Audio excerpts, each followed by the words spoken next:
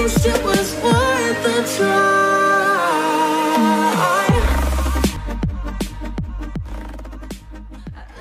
Assalamualaikum warahmatullahi wabarakatuh, pemirsa. Kembali lagi di podcast Unan Official, informatif, edukatif, dan inspiratif dengan saya Fajar Irianto sebagai host pada podcast kali ini. Pada kesempatan kali ini kita juga ditemani oleh narasumber yang sangat luar biasa. Itu telah bersama kita Profesor Syafi'i, STMT PhD. Beliau merupakan salah satu guru besar yang telah dikukuhkan pada bulan lalu, yaitu pada 18 Mei 2024. Nah, mungkin kita sapa dulu Bapak Profesor. Gimana Prof? Kabarnya Prof? Alhamdulillah baik, sehat. Pak Fajarnya. Iya. Nah, untuk akhir-akhir ini kesibukan Prof sendiri apa tuh Prof? Kesibukan sekarang kan baru akhir semester, sedang ujian akhir semester ya. Itu menyelesaikan kewajiban mengajar. Kemudian juga meneliti karena ada beberapa skema pendanaan penelitian yang sudah keluar pengumumannya seperti Riset Kolaborasi Indonesia RKI dan penelitian dari dana RTPM juga sudah keluar. Kemudian yang lain ada juga mengelola jurnal dan sekarang juga diamanahkan sebagai manajer penelitian dan pengabdian kepada masyarakat di Fakultas Teknik. Oke, luar biasa ya Prof. Nah, kemarin pada saat pengukuhan juga ada penelitian Prof dan orasi mengenai itu integrasi pembangkit intermen menuju sistem tenaga listrik berkelanjutan dalam rangka transmisi energi kan Prof. Nah, mungkin sebelum itu kita lebih membahas terkait latar belakang dulu nih Prof. Kan Prof sendiri itu merupakan di bidang ilmu keahlian sistem tenaga itu kan Prof. Mungkin bisa diceritakan dulu Prof latar belakang mengenai ilmu tersebut. Ya, baik, saya sejak S1 memang mengambil judul tugas akhir ya, yang menentukan konsentrasi kita kemana di sistem tenaga listrik, dulu tepatnya di sistem proteksi, di S2, melanjutkan S2 di ITB juga di bidang sistem tenaga, itu terkait dengan aliran daya optimal dengan Prof. Gibson Sianipar. Beliau juga expert pakar di bidang sistem tenaga dan sudah almarhum sekarang di ITB. Kemudian S3 saya juga di bidang sistem tenaga listrik dengan Prof. Khalid Muhammad Nur almarhum, melanjutkan studi terkait dengan sistem aliran daya 3 pasah 3-phase load flow menggunakan parallel processing. Jadi setelah masuk ke UNAN juga tetap di bidang sistem tenaga listrik, meskipun SKGB saya keluar di bidang ilmu teknik elektro. Ya. Oke, baik Prof.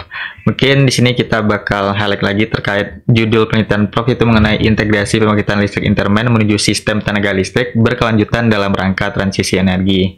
Mungkin Fajar sendiri yang backgroundnya biologi dan pemirsa yang mungkin masih awam juga nih Prof, belum tahu apa sih integrasi pembangkit intermen itu sih Prof?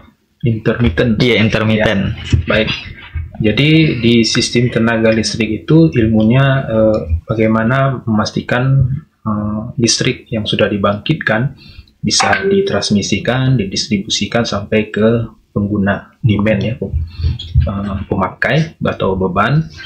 Nah, salah satu bagian terpentingnya adalah harus ada pembangkit yang cukup untuk memenuhi kebutuhan pelanggan lah ya. Jadi sampai kepada transisi energi, integrasi pembangkit intermittent ini ada prosesnya. Karena energi listrik itu harus disalurkan itu dalam kondisi yang pertama secure dan handal, kemudian dia harga terjangkau, dan yang terakhir ini terkait dengan sustainable. Ya, sustainable ini menjadi isu global dan nasional ya. Jadi harus ramah, rendah emisi lah seperti itu ya. Maka pemerintah melakukan perubahan transisi ke depan, bagaimana sistem tenaga listrik kita itu didominasi oleh pembangkit yang ramah lingkungan, yaitu pembangkit yang dominannya adalah pembangkit intermittent tersebut. Ya. Maka kita perlu ketika pembangkit intermittent terintegrasi ke jaringan listrik yang ada, maka akan banyak nanti tantangan-tantangan ke depan, apakah sistem kita mampu atau tidak, apa impact-nya terhadap sistem. Nah, ini nanti akan menjadi topik riset yang menarik ke depannya. Oke, baik Prof. Berarti itu juga yang menginspirasi Prof sendiri untuk melakukan penelitian ini ya, Prof? Ya, benar. Karena ini juga pemerintah kita sudah berkomitmen ikut dalam perjanjian Paris di tahun 2015 ya. Kemudian melahirkan first NDC, Indonesia NDC pertama. Kita akan berkomitmen untuk menurunkan emisi gas rumah kaca 29% dalam kondisi kemampuan sendiri, dan 31% ya dengan bantuan internasional, 41% ya dengan bantuan internasional. Kemudian juga di dalam NDC itu kita menyebutkan kita akan berpartisipasi untuk menurunkan, ikut dalam program net zero emisi yang menjadi program global juga di tahun 2060. Kira-kira itu. Oke, baik Prof. Oke, mungkin selanjutnya Fajar juga ingin bertanya terkait seperti yang Prof bilang juga, pasti ada tantangan tersendiri juga dalam penerapan hal tersebut. Mungkin apa saja sih Prof tantangan yang dihadapi dalam penerapan kendali energi terbarukan ini di negara kita khususnya, Prof? Iya, karena selama ini transisi energi ini sebenarnya sudah berjalan ya, dari bahan bakar kayu dulu, kemudian beralih ke bahan bakar batu bara, kemudian beralih lagi ke bahan bakar minyak, kemudian terakhir ke bahan bakar gas ya. Kemudian yang sekarang transisi energi kita mengarah ke energi terbarukan yang rendah emisi. Karena sebelumnya semuanya menghasilkan emisi, walaupun yang paling kecil adalah dari gasnya. Gas. Nah, jadi dengan tantangan EBT ini, pembangkit EBT diantaranya yang paling memungkinkan untuk diterapkan adalah pembangkit dari tenaga air, tenaga geotermal, tapi potensinya terbatas ya. Terbatas, tidak bisa dieksplor lebih banyak lagi. Sedangkan yang tersedia melimpah itu adalah tenaga surya dan angin di Indonesia. Jadi kekhasan, kelebihan negara kita dibanding negara yang lain, kita berada di khatulistiwa kan. Matahari itu hampir tersedia 12 jam ya, 12 jam di seluruh tempat di Indonesia ada. Nah, jadi potensi EBT berbasis intermittent ini ke depan akan menjadi utama di negara kita ya. Dan tantangannya adalah yang masih insecure dan tidak continue kan, karena dia bersifat kalau surya itu kalau ada matahari baru energi listriknya bisa dibangkitkan dari tenaga surya, kalau angin kalau ada anginnya ya. Dan kita ketahui di beberapa tempat di Indonesia kecepatan angin itu rendah, tapi di Indonesia Timur itu memiliki kecepatan angin di atas 2 meter per second sehingga layak untuk dibangun pembangkit tenaga angin. Tapi untuk seluruh Indonesia potensi surya itu sangat besar. Nah, tantangannya ya yang pertama intermitensi itu, bagaimana mengatasi intermitensi. Mungkin teknologinya sudah ada, yaitu dipadankan dengan sistem penyimpanan ya. Dalam hal ini sistem penyimpanan yang sedang dibangun itu adalah sistem penyimpanan baterai dalam skala yang besar. Cuman baterai tetap dia memiliki kelemahan ya, karena penyimpan listrik ini sebenarnya listrik itu tidak bisa disimpan dalam jumlah yang besar ya. Nah, itu jadi kendala juga. Kemudian ada alternatif lain, karena Indonesia itu punya kontur perbukitan, punya sumber air yang banyak. Kita bisa bangun pump hydro storage namanya, sistem penyimpanan air yang dipompa. Dan karena kontur negara kita itu mendukung bagaimana nanti ke depan dibangun pump hydro storage tersebut. Dan teknologinya ini sudah cukup lama ya. Hampir sama dengan PLTA membangun pembangkit tenaga surya, tapi dalam kapasitas yang lebih kecil, kemudian bisa dikondisikan. Jadi kelebihan dibandingkan dengan penyimpanan baterai, pump hydro storage ini bisa disimpan selain dari kelebihan pembangkit intermittent, bisa juga secara alamiah. Secara alamiah melalui hujan ya. Hujan kan maka akan karena kapasitasnya itu tergantung banyaknya air yang disimpan. Oke, baik Prof. Jadi tantangan tersendiri dalam mengintegrasikan pembangkit listrik seperti PLTS dan PLTB tadi itu memang dari kondisi alam juga dilihat ya Prof? Ya, kondisi alam dan kondisi alam di Indonesia ini mendukung hal tersebut. Jadi kita punya karakteristik sendiri sebenarnya, jadi tidak sepenuhnya kita berkiblat kepada negara maju, negara Eropa atau Amerika ya. Kita punya karakteristik sendiri di mana kita berada di posisi yang tegak lurus dengan penyinaran matahari ya. Kalau negara mungkin di subtropis itu hanya berada di sekeliling ya, di pinggiran, tapi mereka berani menerapkan pembangkit tenaga surya untuk salah satu sumber EBT mereka.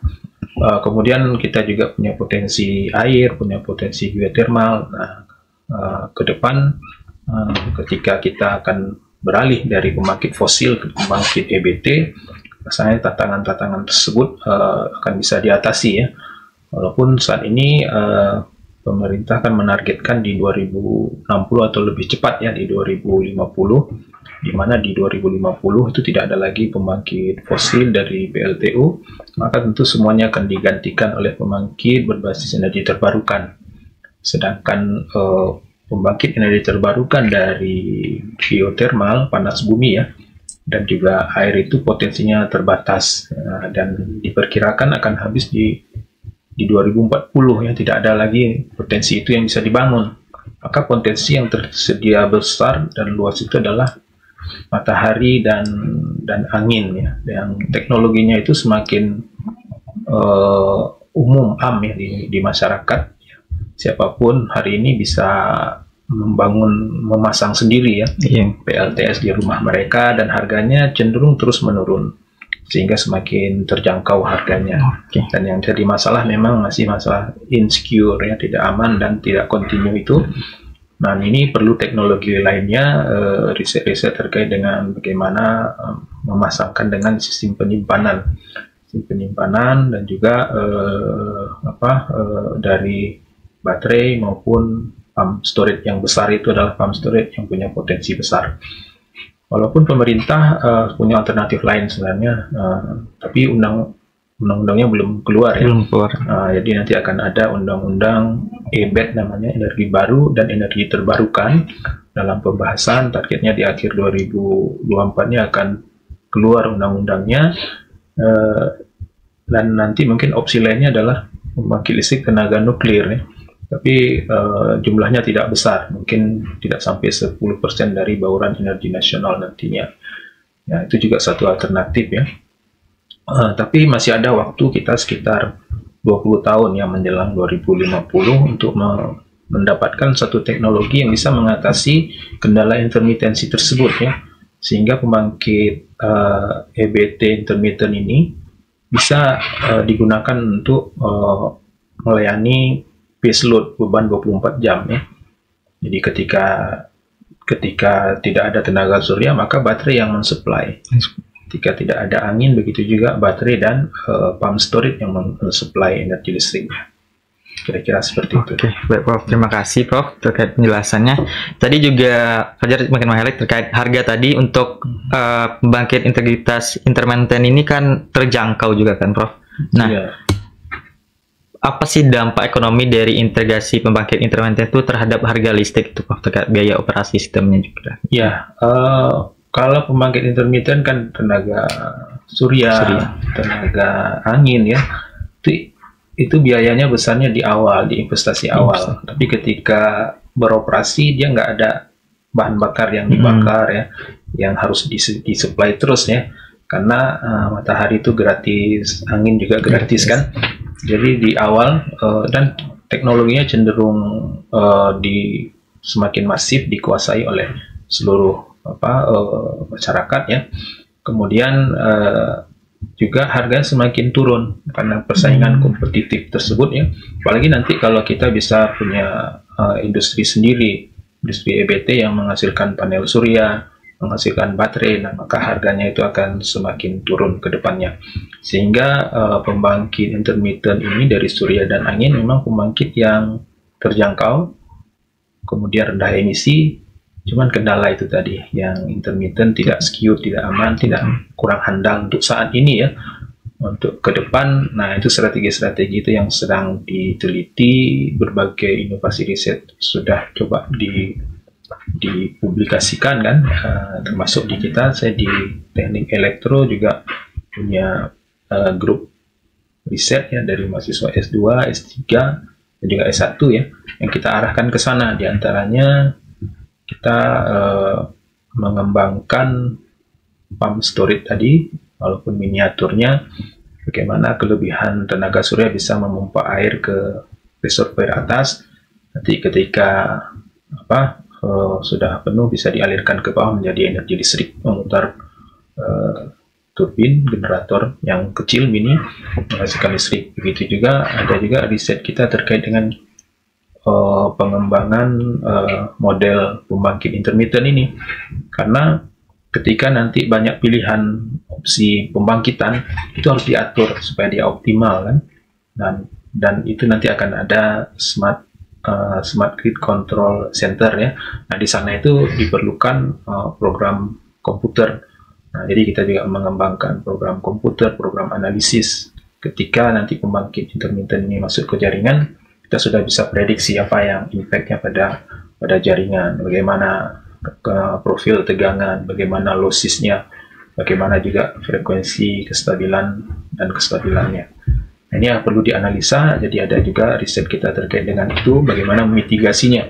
Berapa besar pembangkit intermittent ini bisa masuk ke jaringan sehingga tidak mengganggu stabilitas, juga ada kajiannya.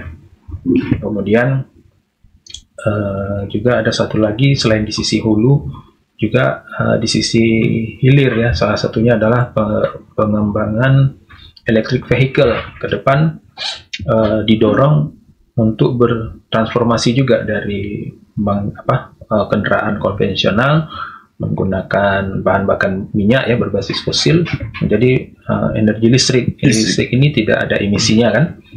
Nah ini juga kita lakukan. Kita lebih kepada pengembangan stasiun pengisian ya, manajemen energinya baik dari grid maupun dari pembangkit surya. Jadi lebih ke PV, EV ya, photovoltaic electric vehicle. Dari sisi manajemen penerapan sistem IoT dalam proses pengisian baterai kendaraan listrik. Oke, baik Prof. Selanjutnya untuk saat sekarang ini, Prof, bagaimana sih integrasi pembangkit intermittent itu mempengaruhi masyarakat saat sekarang ini, Prof? Ya, jadi pembangunan pembangkit EBT khususnya intermittent sekarang memang yang besarnya, skala besar itu dibangun oleh PLN. Kebijakannya ada di ESDM ya. Dan baru-baru ini juga ada kebijakan baru terkait dengan PLTS atap, yaitu Permen ESDM nomor 2 tahun 2024, yang mana pelanggan itu boleh membangun sendiri pembangkit PLTS atapnya tanpa dibatasi kapasitasnya. Cuman ada kendala, bukan kendala ya, mungkin perubahan dari aturan yang sebelumnya, tidak ada lagi, tidak dibeli lagi yang diekspornya, tidak ada ekspor impor lagi, jadi tidak dibayar, walaupun ternyata mungkin ada kelebihannya diekspor ke jaringan PLN, tapi pihak PLN tidak membayarnya ya, tidak ada jual beli. Kemudian selama kapasitas itu berada di batas kapasitas yang diizinkan, ya, itu akan dikeluarkan oleh SDM. Rasanya sudah keluar sekarang berapa per masing-masing provinsi, berapa kapasitas PLTS atap ini boleh disambungkan ke jaringannya. Nah, jadi PLN ya, dalam hal ini mereka komit dengan hal itu ya, dengan pertama mereka mengeluarkan RUPTL, Rencana Umum Penyedia Tenaga Listrik oleh PLN itu untuk periode 10 tahun ya, 2021-2030 itu semua pembangkit EBT. Tidak ada lagi pembangunan PLTU baru ya. Bahkan sekarang sudah akan ada nanti revisi RUPTL untuk 2022-2031 mungkin, dan itu akan memasukkan PLTN ya. PLTN ada lagi akan memasukkan beberapa kebijakan baru ya, karena adanya update NDC ya. Dan update NDC kita, komitmen kita untuk mengurangi emisi gas rumah kaca, itu juga harus diakomodir dalam kebijakan perencanaan tenaga listrik RUPTL. Oke. Baik Prof, berarti dari PLN sendiri dan yang berkepentingan saat ini telah melakukan ya Prof transisi energi menuju sistem tenaga listrik yang lebih berkelanjutan ke depannya. Baik. Oke, baik. Selanjutnya mungkin Fajar ingin bertanya nih Prof, terkait teknologi apa sih yang tersedia atau sedang dikembangkan untuk saat ini untuk memfasilitasi integrasi pembangkit intermen secara efektif gitu Prof? Iya, teknologi ya seperti yang disampaikan tadi, jenis pembangkit itu ada yang melayani base load ya, beban puncak, ada yang beban menengah dan beban dasar, beban menengah dan beban puncak. Nah, base load ini harus operasi 24 jam. Jadi pembangkit-pembangkit yang operasi 24 jam ini diantaranya PLTU, PLTA. Nah, ketika nanti bertransisi energi ke pembangkit EBT, maka di-off-kan PLTU ini. Maka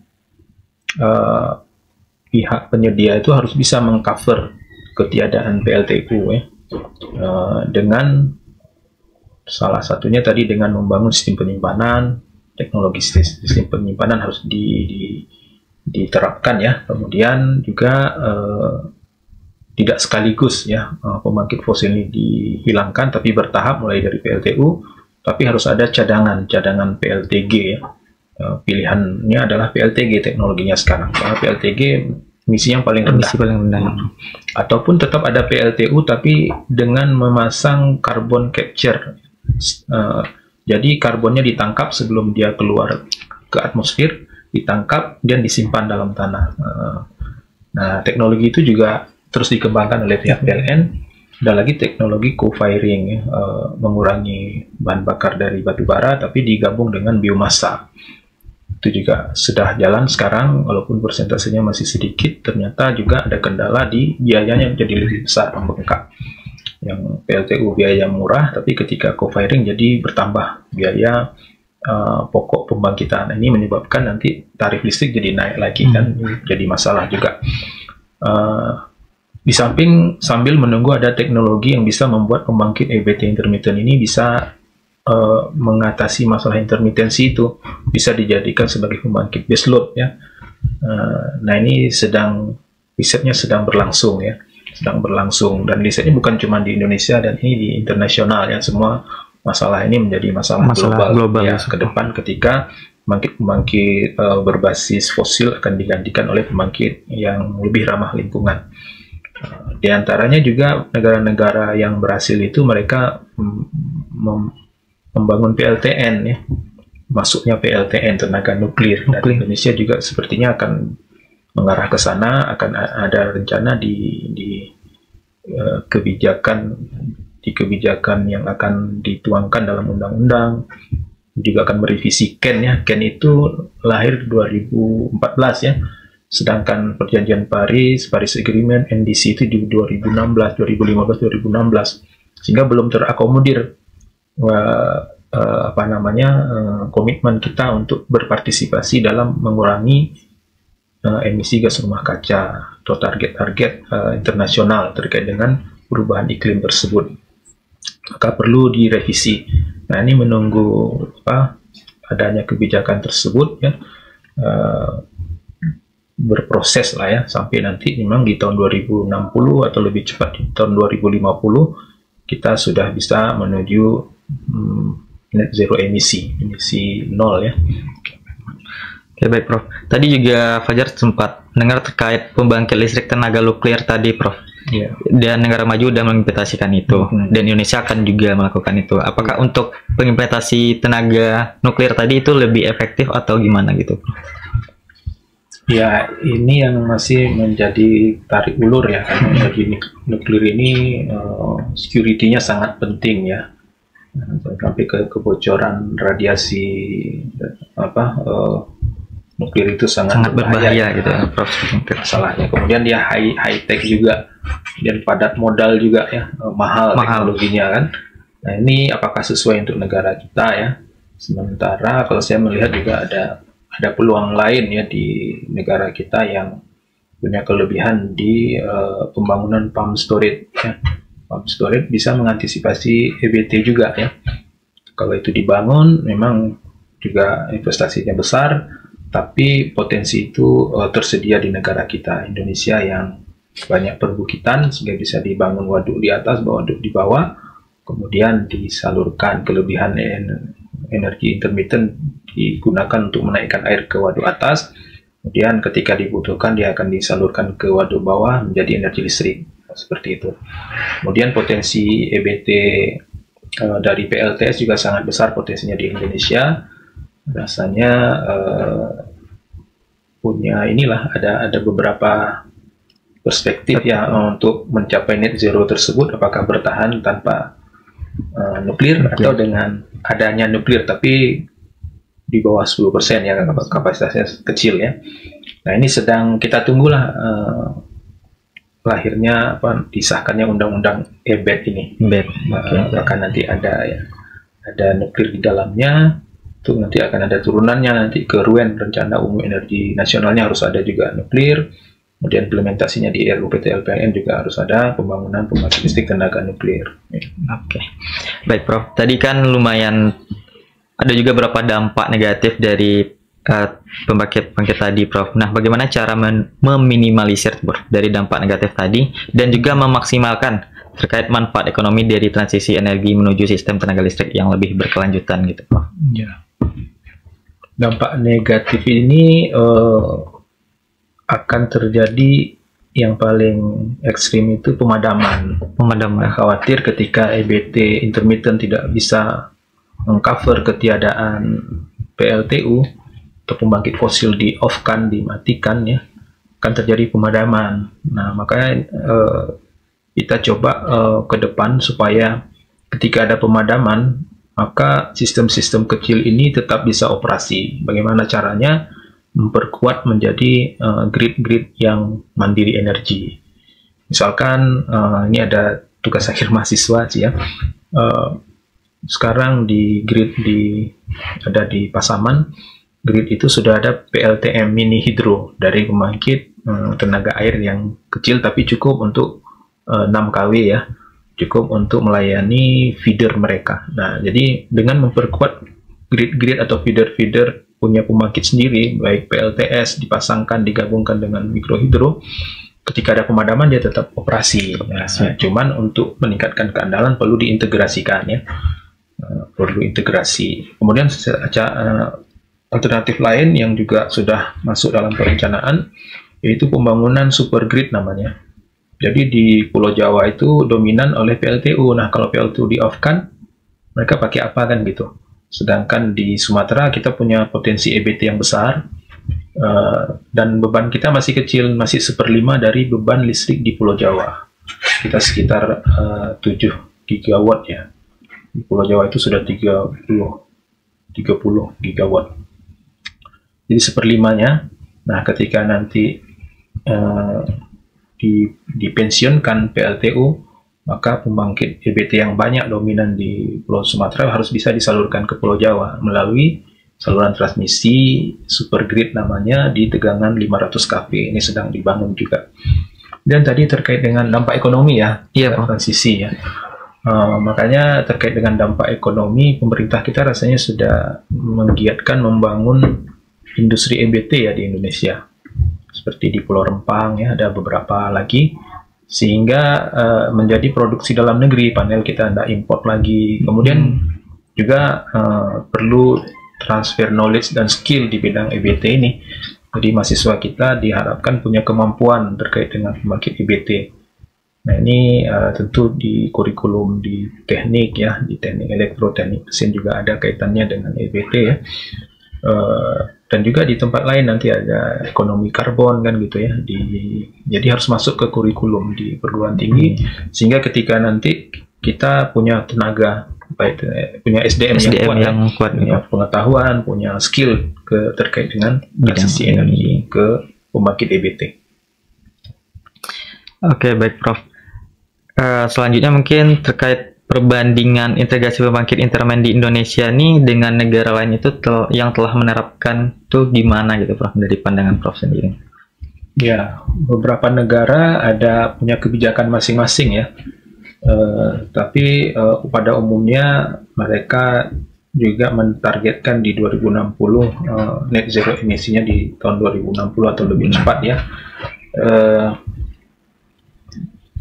Negara yang berhasil itu mungkin negara seperti Jerman ya, di China juga tapi mereka punya kebijakan berbeda ya, tidak sepenuhnya meng-off-kan PLTU tetap ada, tapi ketika ada penambahan beban baru, maka yang dibangun untuk melayani beban tersebut adalah pembangkit EBT.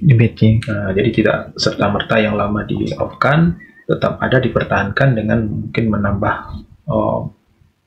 teknologi CCS ya, carbon capture storage-nya, dan ada juga dengan membangun pembangkit listrik tenaga nuklir ya, dan kita punya itu tadi saya sampaikan tadi karakteristik sendiri. Kita punya matahari yang maksimal di negara kita, dan juga kita punya tenaga air ya dan geotermal. Nah, itu kalau kita maksimalkan penggunaannya, mengatasi dampak negatifnya, maka ke depan sangat berpotensi akan bisa dicapai ya dengan memaksimalkan potensi yang ada di negara kita. Pembangkit tersebut untuk di tahun 2050 tidak lagi menggunakan pembangkit fosil, tapi beralih ke pembangkit energi terbarukan yang zero emisi seperti itu. Oke, baik Prof. Terima kasih Prof. Berarti saat sekarang ini Indonesia sendiri mempunyai potensi yang sangat besar gitu Prof, dibandingkan dengan negara-negara lain gitu. Mungkin dari Prof sebelum kita menutupnya, apakah ada closing statement atau yang ingin disampaikan dulu kepada permisa gitu Prof? Iya. Jadi isu pemanasan global yang sudah di mana-mana ya, jadi perhatian semua negara. Sekarang kan terjadinya kenaikan suhu ya, hampir 2 derajat sejak 1850 itu dianalisa, sudah hampir 2 derajat. Nah ini harus dipertahankan, jangan sampai harus diturunkan, jangan sampai kenaikan suhu lebih dari 2 derajat dengan mempertahankan kenaikan suhu di bawah 1,5 ya, derajat. Kemudian juga kenaikan permukaan air laut ya, dan juga dikhawatirkan terjadinya bencana karena perubahan iklim tersebut. Nah, ini membuat semua negara melakukan kebijakan bagaimana mengatasi perubahan iklim tersebut dengan sebenarnya banyak sektor sih. Di sektor energi itu yang paling besarnya di energi listrik dan di transportasi ya. Transportasi. Mungkin kita berharap peran kita semua ya, termasuk mahasiswa ataupun masyarakat semua berkepentingan lah untuk menjaga bumi supaya tetap hijau, kemudian energi yang berkelanjutan ya, terutama energi listrik dari sumber-sumber yang ramah lingkungan. Saya kira seperti itu. Oke, baik Prof. Terima kasih banyak Prof. Ya, jadi itu pemirsa terkait diskusi kita telah bincang-bincang juga bersama Profesor Syafi'i STMP PSD itu mengenai integrasi pembangkit listrik intermen menuju sistem tenaga listrik berkelanjutan dalam rangka transisi energi. Semoga orasi Prof ini bermanfaat bagi masyarakat, orang pembimbingan dan pembaca khususnya nanti kan Prof. Dan kami ucapkan juga terima kasih pada Prof atas kesempatannya telah meluangkan waktu dapat hadir pada podcast kali ini Prof. Dan kami ucapkan selamat kembali yang telah dilakukan pada Mei menjadi guru besar di Universitas Andalas. Mungkin saya tutup podcast hari ini. Assalamualaikum warahmatullahi wabarakatuh. Salam edukasi untuk kejayaan bangsa.